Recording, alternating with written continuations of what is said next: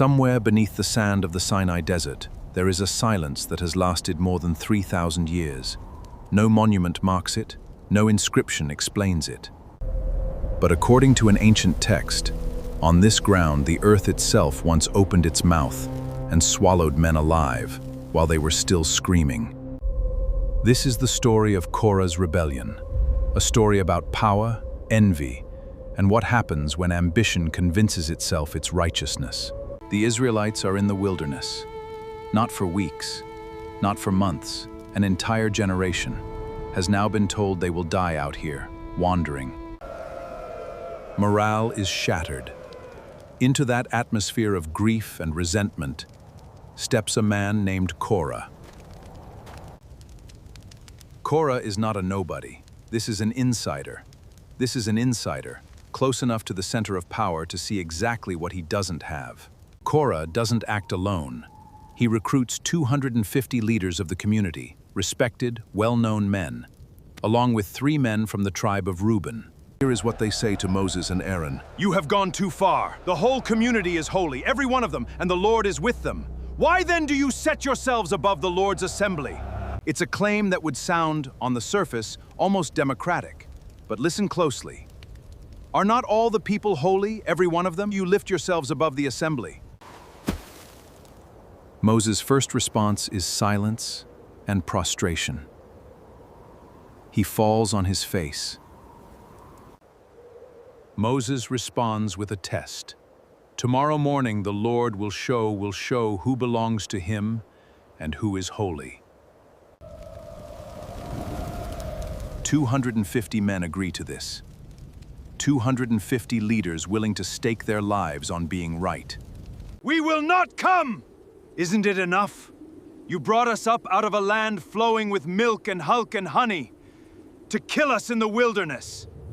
Moses is described as becoming very angry. He tells God plainly that he has not wronged these men.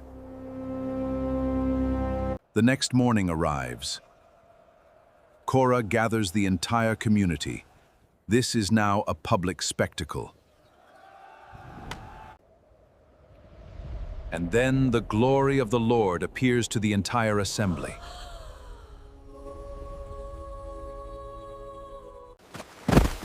Moses and Aaron fall face down again, and this time they intercede, asking God not to destroy the entire community. Get away from the tents of these wicked men!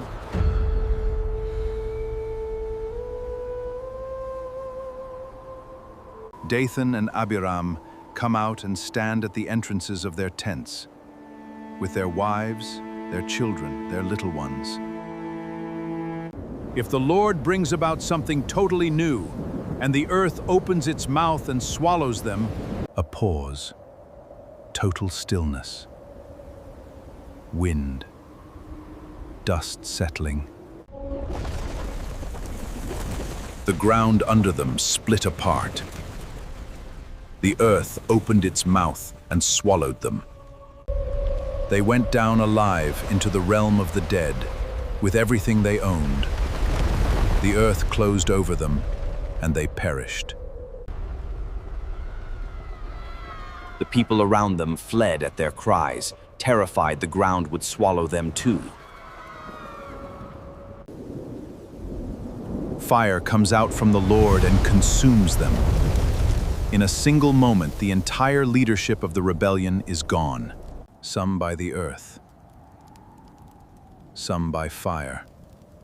2 different forms of the same verdict.